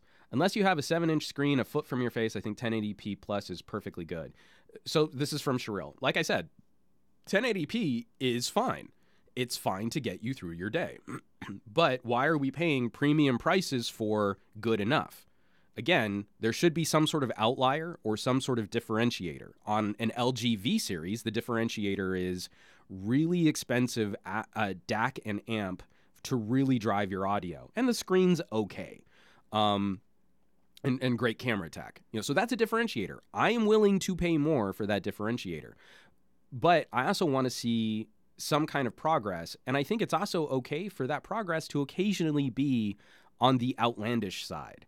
So an Ultra HD display on a phone is something that I think actually does provide a benefit, especially if you've got better than average eyesight, or you hold your phone closer to your face, or you just want to know that you've got the best possible entertainment multimedia quality display. Not, oh, well, Quad HD is a pretty good compromise. Well, Quad HD is a pretty good compromise, but you're still spending $700, $800, $900 on phones. Why don't we just have the bestest? Why not just eliminate the argument from the table as to what the human eye can resolve? Like, Sony should have a marketing campaign saying, this is it. This is the peak. If we turn to science, the most the human eye can resolve at its minimum close focusing distance is this. So we built our phone to eliminate the differences between display and reality. And that's going to come with a premium. That's why this phone is literally called the XZ2 Premium. From MRM, I use the 720p mode on my Galaxies. That's not bad for battery saving. I just don't like the look of it. I don't like how Samsung scales at 720p. From Mary P, I have 40/60 vision. Yeah, again, you wouldn't want to spend a ton of money on this, but Mary, you might want to look at a phone with a really good audio system instead with 40/60 vision. Let's see. From Kyle Netherwood, I think Quad HD is the sweet spot. I don't get why everyone skips it. And again, I think costs are associated with that, and you don't need to. I think Apple showed us, 1080p is fine. So it's good enough, and you'll still buy an $800 phone with a 1080p display. So why push to have any more dots than that? And it's another one of those things, like, I gotta respect Samsung for at least sticking with Quad HD, even though they ship their phones in 1080p mode out of the box. That bugs the crap out of me. Anyway, from Junkie, true premium devices still come with 1440p screens, aside from maybe Huawei's that are OLED and Apple. But I think we're also going to be seeing more players in that market just pushing 1080p because it's fine. I don't think Samsung's ever going to back off, but again, Samsung doesn't ship with Quad HD enabled out of the box. So that might be a clue as to maybe a smaller Samsung Galaxy S10 or S11. You could differentiate. You could sell the same priced phone reduce it to 1080p on the smaller phone and say, well, because of market research, no one ever activated their quad HDs. So the smaller phone is really going to benefit from only having a 1080p display. And the bigger phone needs the quad HD display. And all the Samsung fanboys will go, yes, because Samsung is correct. From Renato, I seriously dislike the new Sony design. I liked the former one better, but if they can get their camera software working like it should, it's a phone to consider. And again, you guys know I'm not a fan of glass. I would much rather have the blocky metal-backed Sonys. But one thing I hope, because I also agree with you, Sony's camera software is terrible. For having the best camera sensors on the market, they have the worst overall phone camera experience. But one of the things that I hope is, if they're getting away from metal, maybe they can finally also address the overheating issues, where if you really run a Sony camera hard, you can get it to throttle pretty easily. And on an XZ1, we still get the warnings, the pop-ups. If your phone runs too hot, we might throttle it. That's not okay. We need to figure out how to fix that. From Gabaletta, I think Sony played it smart with their smart 4K display. Render everything at 1080 until you fire up a video that's 4K natively. And looking at photos on a Sony display is super crisp. When I'm in the Sony photo gallery, zooming in on photos on a premium, it looks real good. Again, because that's a situation where I'm not even thinking about it. I'm not conscious about it, but I'm starting to pull the phone closer to my face while I'm also zooming in to look at detail or nuance, or looking at an edit, especially when I'm in Snapseed and I want to see sort of that before and after. So yeah, being able to at least preview your photos in 4K with that kind of pixel density is super nice. From Chatty Boy, death to bezels. All in caps. Well, no, Chatty. Bezels are fine. Bezels are okay. Bezels actually provide benefit.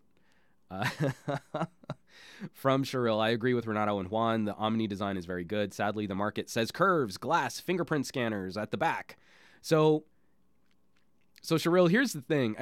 Several people mentioned that they like Sony used to put the fingerprint sensor on the power button on the side of the phone. And for whatever reason, that had licensing issues here in the United States where they would have to deactivate the fingerprint sensor to North America. On a smaller phone, if I could get it to work on my XZ1 Compact, that would be rad. But on a bigger phone, I really like having the fingerprint sensor on the back because you don't have to move the phone around.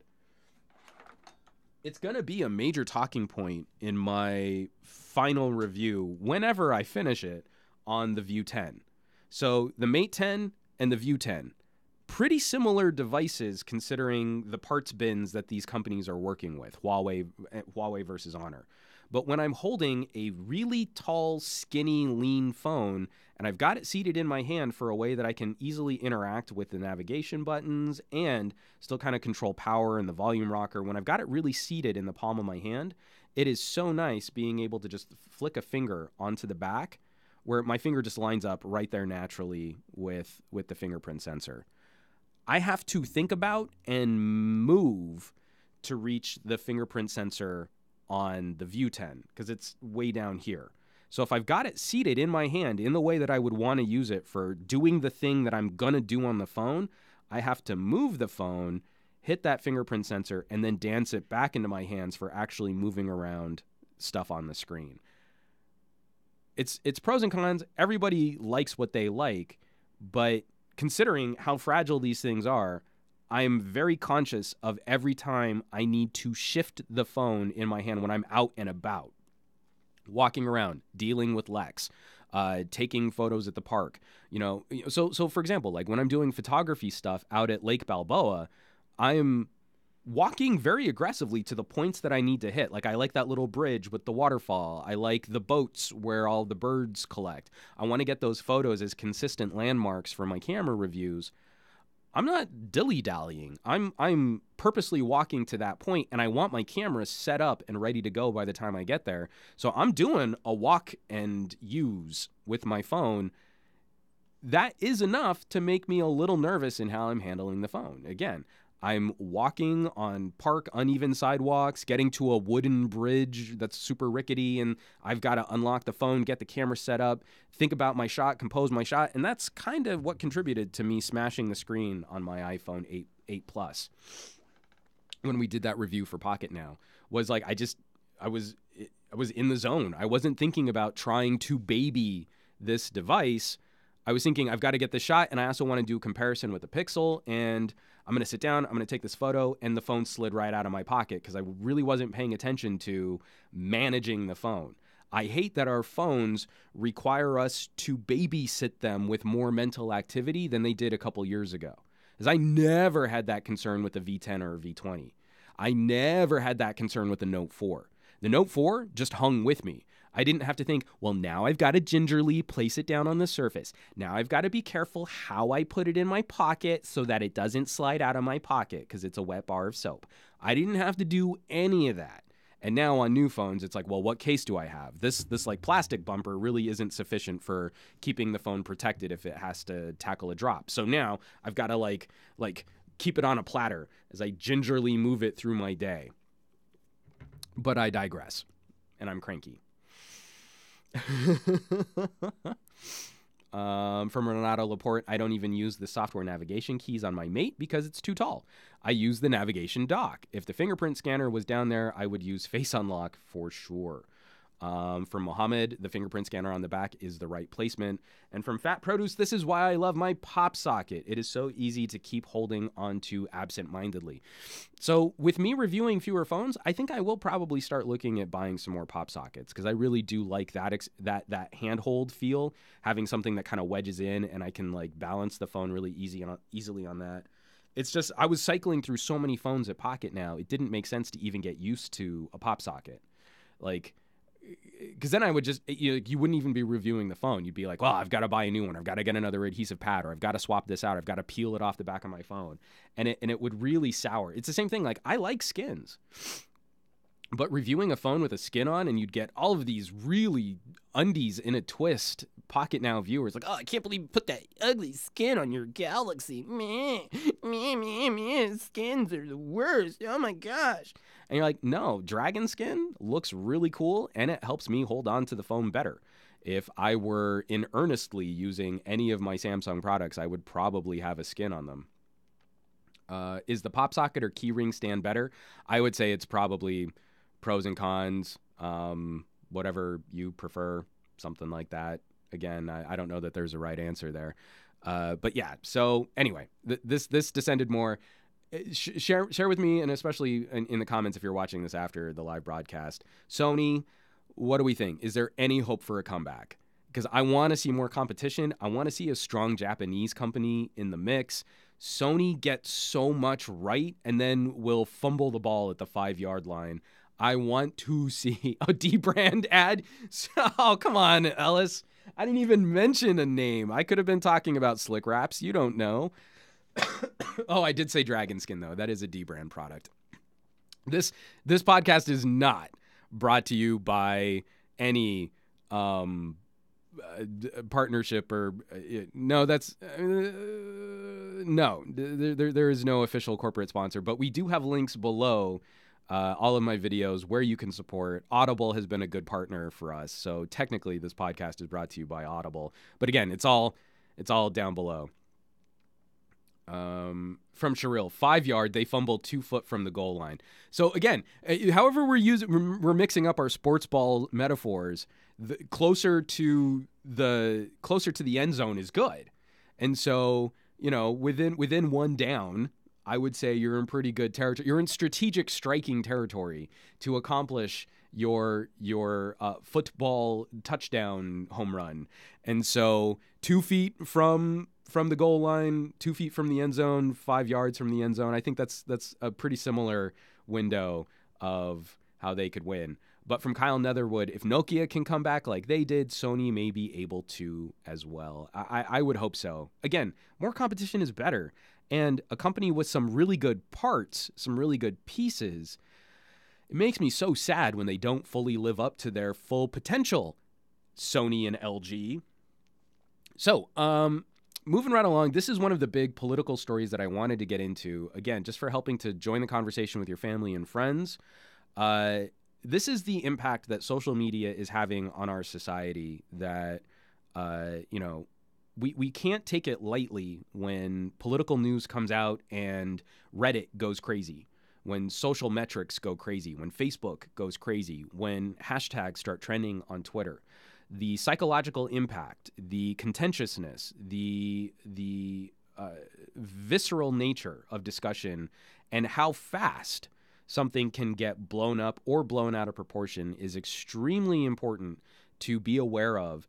And we need to be doing a better job of training media literacy. Not necessarily for kids. I'm not talking about in school.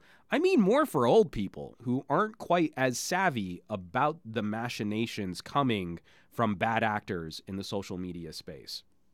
So, to go back into screen share here real quick.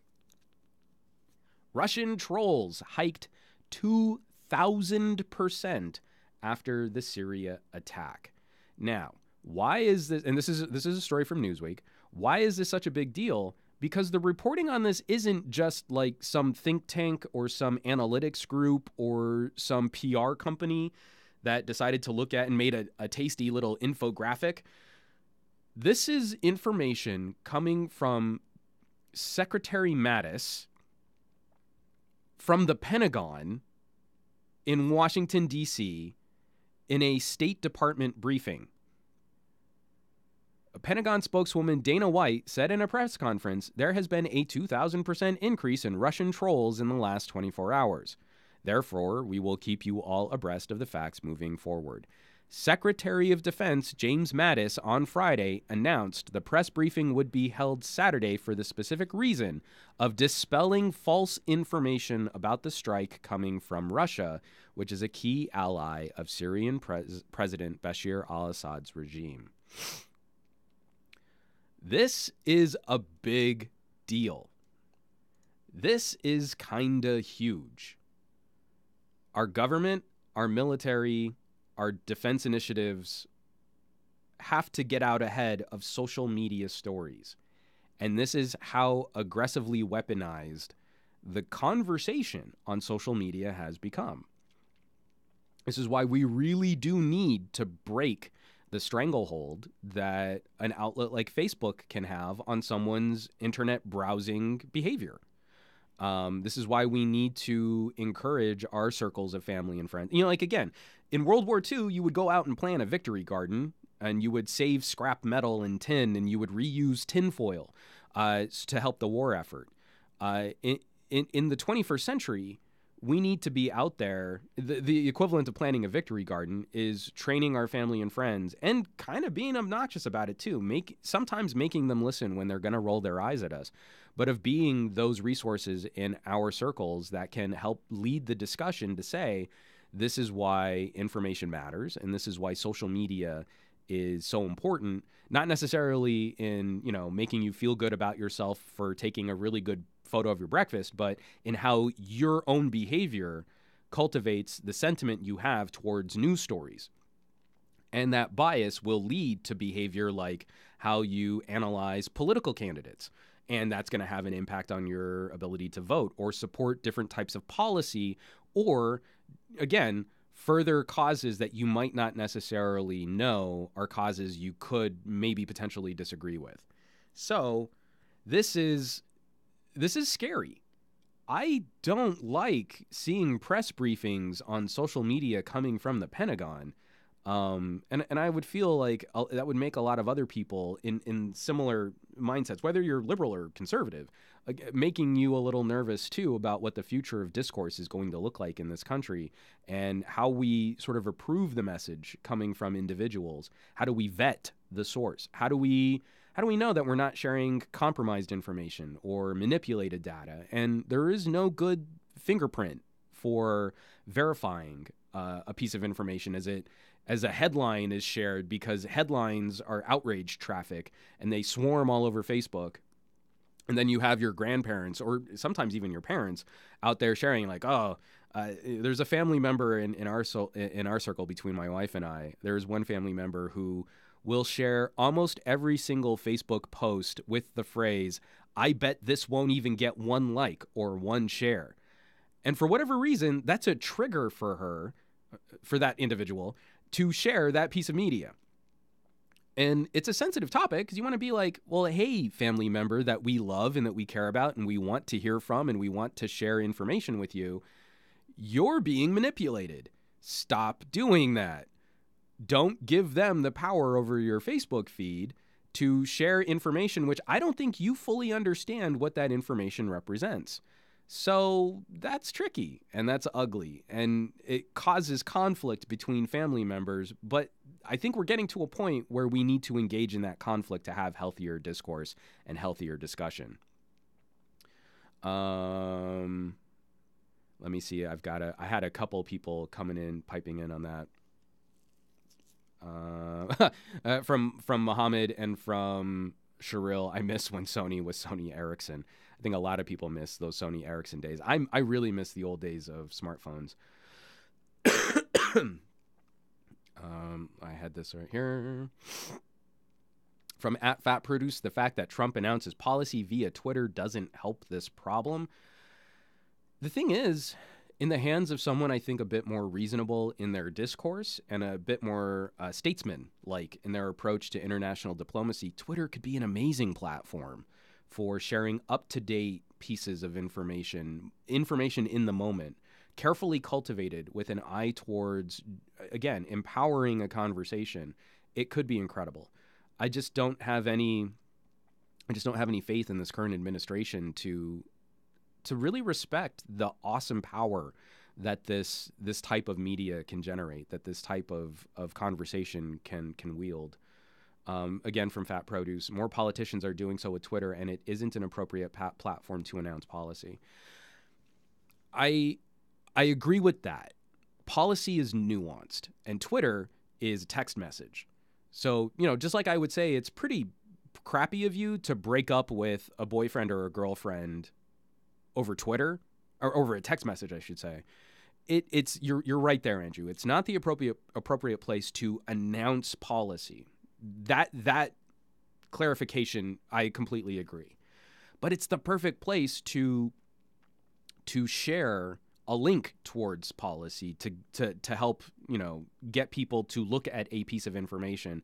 And then with some of the newer capabilities, and not just on Twitter, but in social media in general, to have discourse directly with citizens, to have discourse directly with consumers, to have discourse directly with members of a particular demographic, or to break through to members of a different demographic than you might normally reach. That's what's so awesome about this. And that's where the careful cultivation of that messaging is, in my opinion, completely appropriate and should be guarded and protected and safeguarded, but not in the current way that social media currently handles it. Reddit's policy towards hate speech, for example, totally specious, totally inconsistent.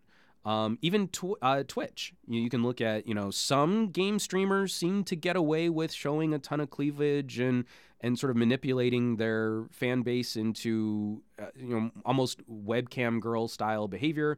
Some Twitch streamers can say really hateful things about particular demographics of people. And some Twitch streamers can be tricked into showing a video on their stream, and that can get them banned. That's where I think we're still in the teething pains. We're not even toddlers yet in the world of social media and how our society interacts with it. I mean, in general, we're barely just better than monkeys with sticks when it comes to how we utilize tools in social situations and in normal everyday society. So it's something we'll have to learn and we'll have to grow out of. But I feel the next phase of social media will, one, have a way of verifying who said what. There's got to be a way, because we're rapidly running into an era where I could face swap someone famous and make them look like they said something terrible and share that video, and it would get a ton of traffic before people called it out as being fake. We're rapidly approaching that point where it's really easy to just make up a news headline. I mean, this whole fake news debacle notwithstanding, but to make up a headline and really color sentiment for a number of people. It's why people thought there was a basement pedophile ring in a pizzeria. you didn't have to do any fact finding on that. You just had to be outraged by a number of fake news headlines. So the next phase of this is also going to be how do we join conversations of nuance? How do we verify sources? And how do we get people to at least experience or encounter viewpoints which are different than their own, rather than just relying on the echo chamber effect of making people stay on a site longer because all you're doing is feeding them things that they already agree with.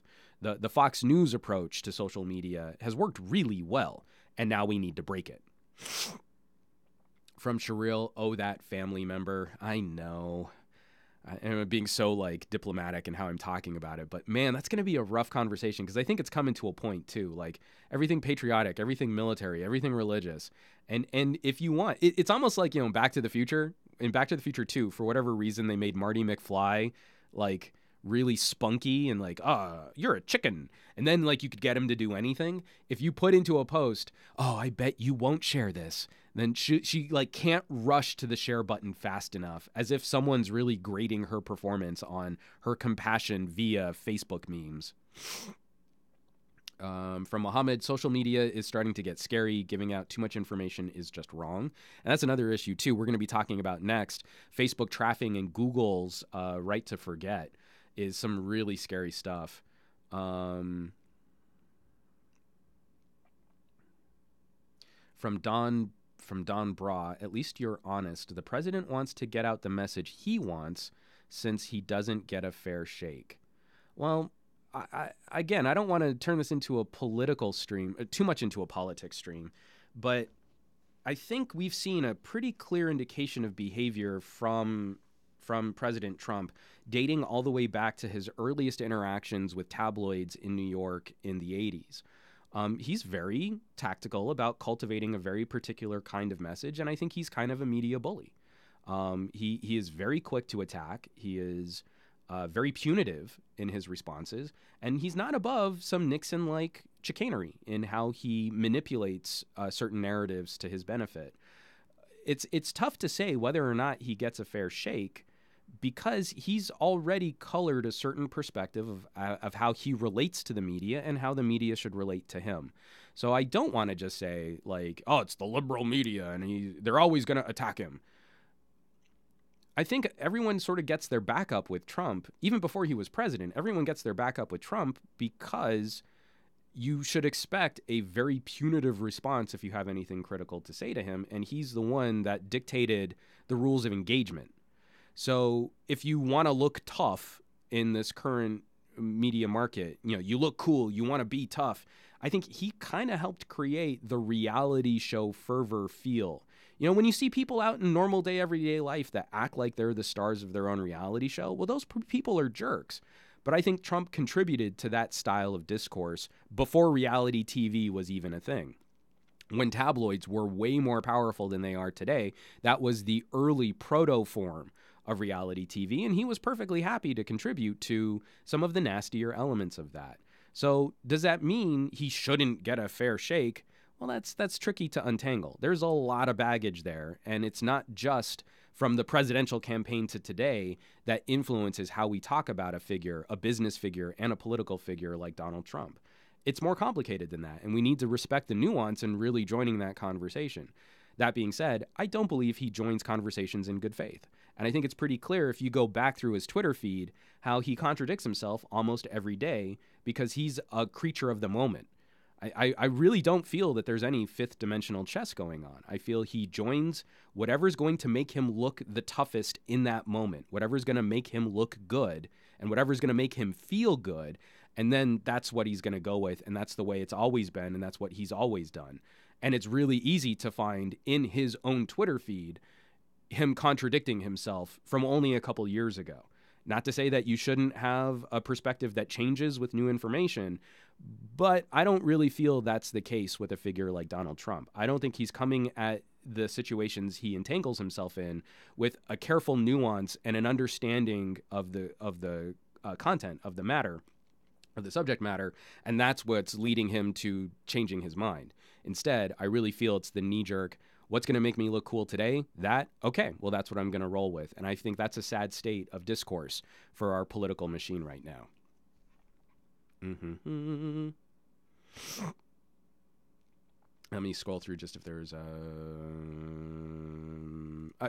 again, this actually deserves to be its own separate political discussion. I really do appreciate all the people on Periscope and YouTube that are throwing in some comments there, but we should probably move on. I've got 2 more major stories that I want to get to, and I didn't realize I've been talking for a really long time. So let me quickly chew through both of these together, because I think that they're very important in this state of privacy. It was sort of leading from the last topic.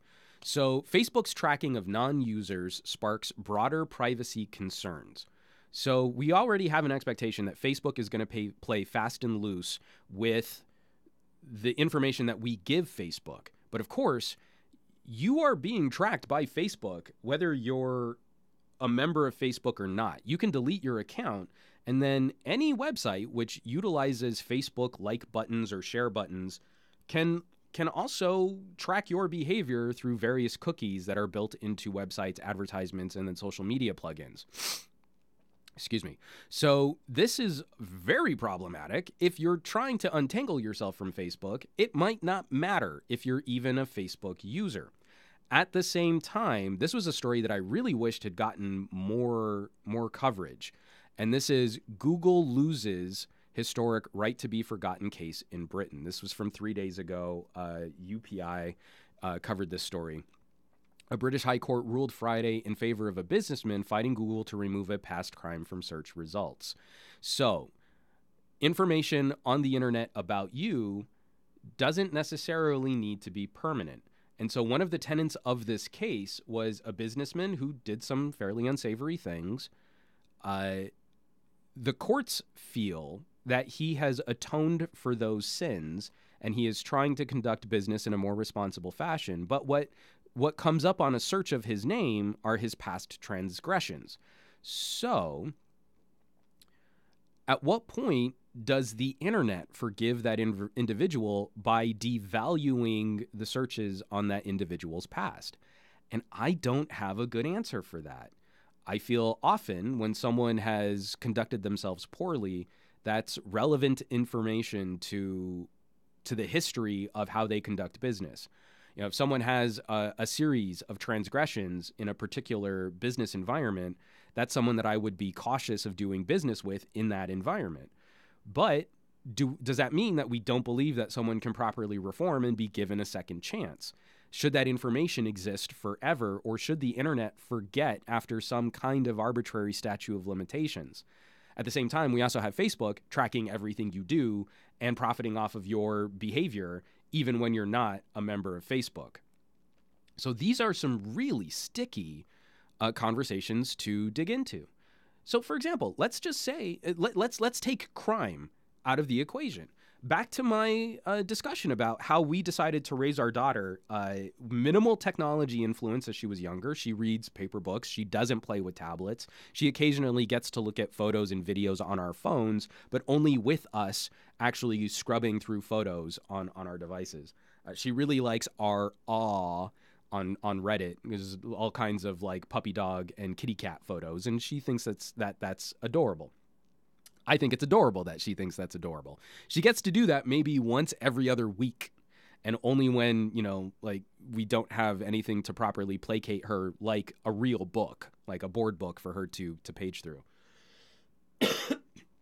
So going back to that example where we don't share photos of her on social media, let's say someone post-millennial is growing up today, the generation of people coming after millennials. If they look through their parents' social media feed and see a ton of, here's my little kid in diapers, here's my little kid on the potty, here's a photo of my son or my daughter playing in the bathtub, here's an awkward photo of them from middle school. When that person becomes an adult, should they be able to request that their embarrassing childhood photos be taken down and be forgotten by the internet? Parents right now are acting like this is just benign, harmless material that they share with their friends, and we all have a good laugh because we've all been kids.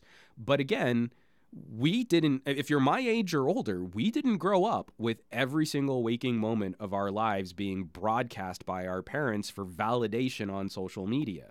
So should you be able to scrub that from any link between the kid that you were when your parents had guardianship over you to the adult that you would become, who you would rather not have jobs and have businesses and have companies be able to search and find that kind of information on you? That's a tough question. I don't know that there's a good answer to that question, and I don't believe we've evolved as a digital society enough to properly answer that question. And I think it'll be forced by the generation of people coming after millennials. The people who are kids today, who have parents my age and younger, are rapidly and monstrously creating data that will follow their kids for the rest of their lives. And I don't feel that they fully understand the implications of that. From Mary P, it's good to protect your children from social media. I completely agree there. From John Blazer, hello Juan, hello Pocket Now peeps. Hey, what's up, John? from Andrew again, Fat Produce. In my job, we mainly use Facebook pixels for tracking people who go to the site from a Facebook ad and convert on that site. So you make a purchase, you fill out a form, etc. So that to me is a reasonable consumer benefit. Like, I don't think Amazon ever gets it right, but I think if I had a more focused shopping approach on Amazon, some of that tracking data could be to my benefit as a consumer, where you've tracked my behavior, you know what I'm into, and you can better serve me products and services. Hey, Karloff. Hey, Aaron Young on Periscope. What's up, guys? So if I'm getting a benefit for that tracking and I can control the information which gets sent back and forth, that's great. But what Facebook is currently doing, there isn't really a way to opt out of a tracking cookie because of the way that cookies interact with our browsers. You're pretty much stuck with that. So one of the things that I've done just to kind of take some of the edge off, let me see if I can pull it up. And I would highly recommend, again, I'm on Firefox Quantum, and Mozilla is super cool about developing some of these types of protections. Let me pull it up and I'll... No, that's French. There we go. Facebook Container Extension. So this is from the Mozilla blog, the Firefox Frontier. While I don't have good answers to any of those philosophical questions that I just brought up, this is something that I'm using right now. This is called the Facebook Container Extension. If you're using Firefox Quantum, it basically fences your behavior on Facebook from the rest of your browser. So when I'm on Facebook, you'll see a tiny little blue line on the tab that relates to Facebook, and that browsing is only contained within that tab. Everything else I do on the internet has been severed from my main Facebook behavior, my main Facebook account. And it does. It actually logs you out of everything, and then when you go back to Facebook, you have to re-log in, and it then fences, it buckets that information to that one tab and prevents it from spreading to everything else. If you're concerned about privacy through Facebook, I would highly recommend installing some type of extension like this. But I also want this capability for everyone else. I want to be able to bucket my browsing behavior away from Google, away from Bing. When I do a search, I still do Bing search because I like their rewards. They're basically bribing me to use Bing, and that's fine, as I get gift certificates to places that I like. But especially also Amazon. I don't believe that Amazon is actively listening to me through the microphones on my devices, but it is really creepy how I can be off on another part of the internet browsing for camera reviews, or I just want to be up to date on what's going on with like laptop tech. And then I'll go to Amazon and I'll be served up recommendations on things that I was browsing off of Amazon. I want that gone. I don't get enough benefit from Amazon in how they serve me up products and services to warrant them sort of peeping in on everything that I do around the internet. And from Sherrill, it also works on Instagram. That's good to know. The Facebook container also works on Instagram. Instagram also being owned by the Facebooks. So the last thing that I want to bring up here, and this is something that I think I brought up on the Board at Work podcast, but this isn't a new topical story. but it's something that I just want to show off because I think it's just kind of hideous. There's a lot of sentiment when we talk about things like privacy and security. There's a lot of like, well, just buyer beware. You should know, and just as long as you're educated, then it's on you to protect your own data. It's on you to protect your behavior, to protect your information, and that's not really appropriately true. When we look at how these companies do business, I don't believe they're doing business in good faith. When you sign up for a service like Facebook, they automatically activate everything public, and it's on you as a new user to unravel how to disengage yourself from just the most public broadcasting of all of your information possible. That's not a good look. There should be better training wheels to get a new user into the level of privacy or security that they might enjoy. Then we don't really have good regulatory control over this stuff because it's so new, and we'll probably make some dumb mistakes when we start trying to regulate it. Because, again, government is a broadsword. They're not very good at adapting to new things in their environment. They're really good at sort of managing the things that are already really well known after decades of precedence. So it's going to take us a long time before we can ever count on elected officials to have a good handle on what's actually going on, let alone how to properly regulate it.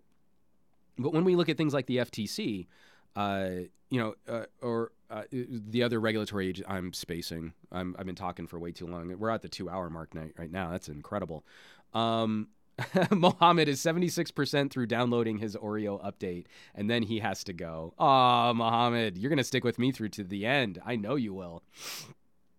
From Daniel Patrick Wong, of course, it's because Facebook is free. They make profits from ads and from your info. And I think the next phase of social media has to be built on a new way of monetizing a service rather than just trafficking in our user information. But anyway, the main point that I wanted to bring up is when these regulatory agencies are built on things like licensing agreements. So the FTC can't do anything to a company that's not doing business in good faith or is doing business in bad faith, as long as they properly disclose what they're doing in their end user licensing agreement, their EULA, EULA. In 2016, I want to make sure I have this right. In 2016, a Norwegian Consumer Council did a live, word-by-word, nonstop reading of all of Apple's and third-party end-user licensing agreements on the average iPhone. It took them 32 hours to read through the terms and conditions for an iPhone and for all of the associated, like apps and services that go into the average iPhone. So if you're watching this on the live stream, you're seeing a woman reading through pages of paper, and that stack of paper on her right side, the left side of the frame, is everything they had to print out for the average end user licensing agreements for the basic services that are sort of most commonly installed on an iPhone. If you wanted to know all of your legal obligations and the contract that you were agreeing to as a consumer, you would have to read for 32 hours non-stop with no breaks before you would have the final legal coverage necessary to understand the implications of everything that you were agreeing to just for purchasing the phone. That's not an acceptable state of affairs. That is an unacceptable state of affairs. And I'll also link that video in here too. I mean, not like they don't actually have all 32 hours. They kind of smashed it up with numbers of services going through. From Mark C, hopefully that wasn't small font. It's thousands of pages, front and back, 0.7 font, single spaced. No breaks, no line types. So this is the problem. We can't just fall back on this notion that Facebook is free, so you deserve to be ripped off. And we can't allow the most vulnerable members of our society to continue having to fight these fights and weather these storms when we could do better. From Renata Laporte, Christ on a bike, that's worse than the books my teacher would force us to read. And probably a whole heck of a lot more boring, too. I hated Old Man in the Sea, but I would much rather read that again than having to even page through the end user licensing agreement on a new phone. I've just given up. And you know, I'm complicit in all of this, too. I'm exhausted by the notion of having to keep track of everything that's going on and what they've written into these policies and what protections they have. And I'm probably agreeing to, like, you know, some sort of arbitration if there's a problem. My phone explodes and kills my family. I can't sue them, sure. And this is where we're at right now. From Sean Vega Valles, I hate hearing buyer beware. That's like saying it's my fault for buying a car and then there being a recall for bad brakes. Yeah, I mean, like, and we don't even have a good metaphor, you know, like, think about how we talk about these things. Like, we always have to draw upon some other example, you know, like, well, it would be like I was on an ocean cruise and the boat sank, you know, like, we always have to come up with something because we as a society haven't really adapted to this stuff yet. We don't have the tech metaphor because consumers aren't really super interested in the more geekier and legal aspects of this stuff. They just want to look cool and feel good.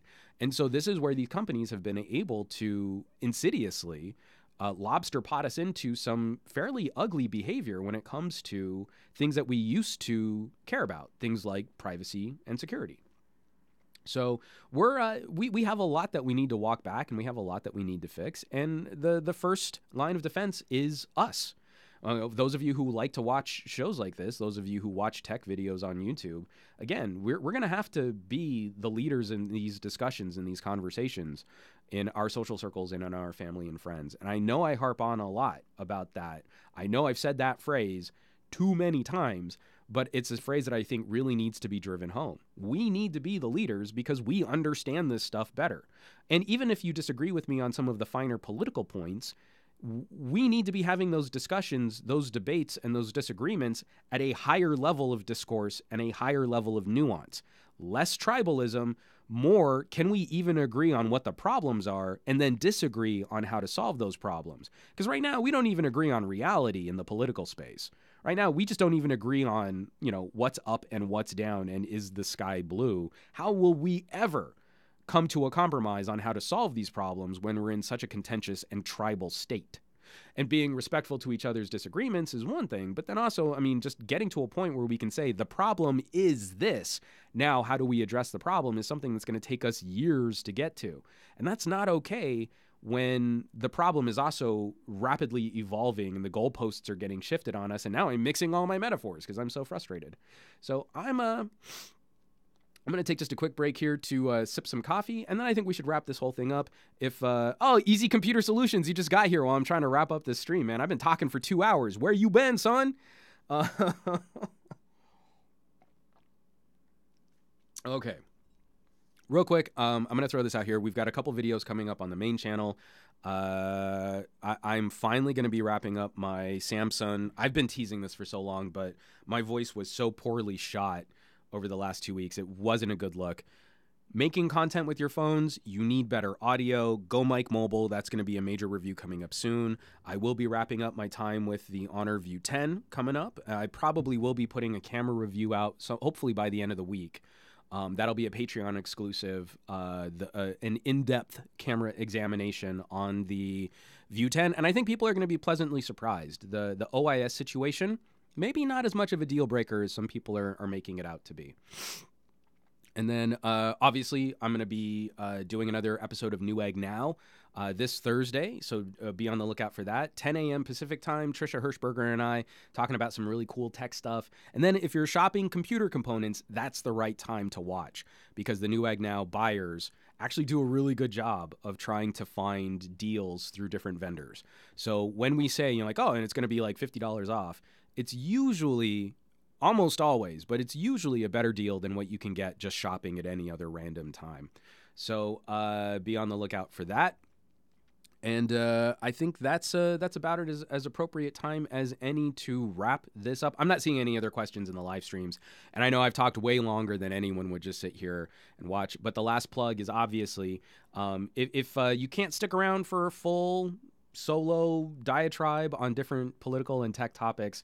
I turn all of these into audio podcasts that you can download if you find the SGGQA podcast through my link on my home site, SomeGadgetGuy.com, or if you go to iTunes or Google Play or any other podcast catching service, you should be able to find my RSS feed.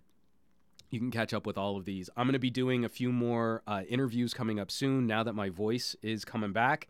From Sherrill, more honey tea for your throat.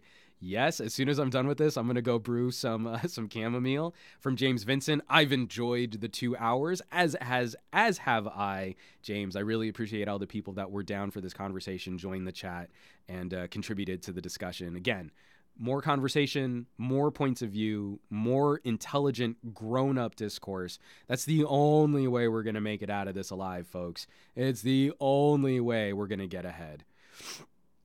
So please continue the conversation after this broadcast. You can drop comments. You can shoot me emails. You can find me on social media all around the internet as @SomeGadgetGuy. And I will catch you all on the next Monday morning Tech Chat. Probably next Monday. Likely in the